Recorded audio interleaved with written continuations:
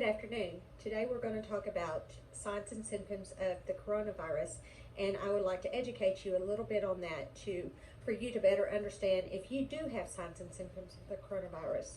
For those of you that don't know me, my name is Ellen Jeffrey, and I am going to school to obtain my BSN degree. I currently work as a medical assistant for McAllister Regional in the pediatrics department, and I have my CNA license.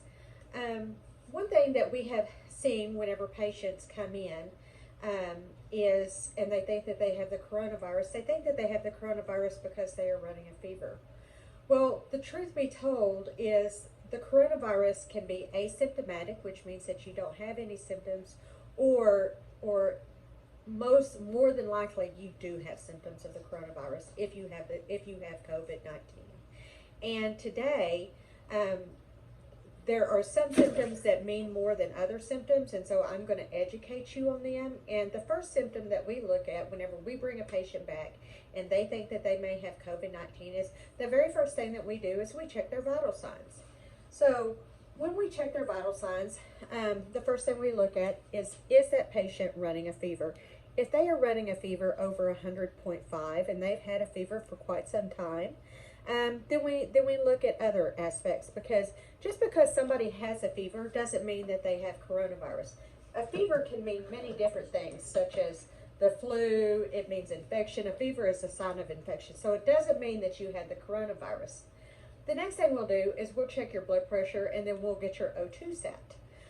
Your O2 set tells your oxygen in your blood, and it tells if you have enough air in your blood, or do you have enough oxygen.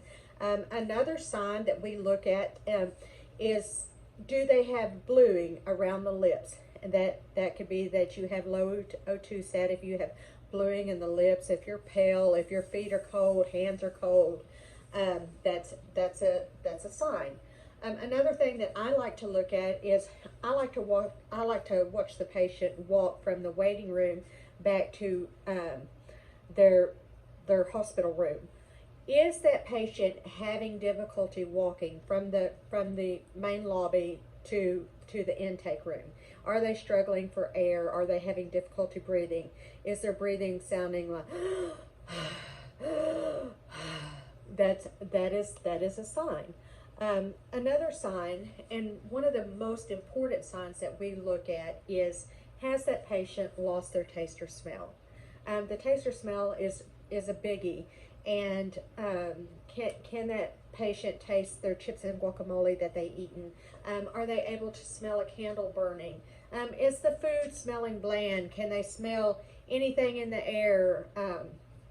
If you have lost your taste or smell, if you are having difficulty breathing, running a fever, and have low O2 sets, good chance is you could have the coronavirus. My suggestion to you, if you have these 4 symptoms, is start quarantining immediately, and then call your local health department, or you can go to McAllister Regional and they can test you for COVID.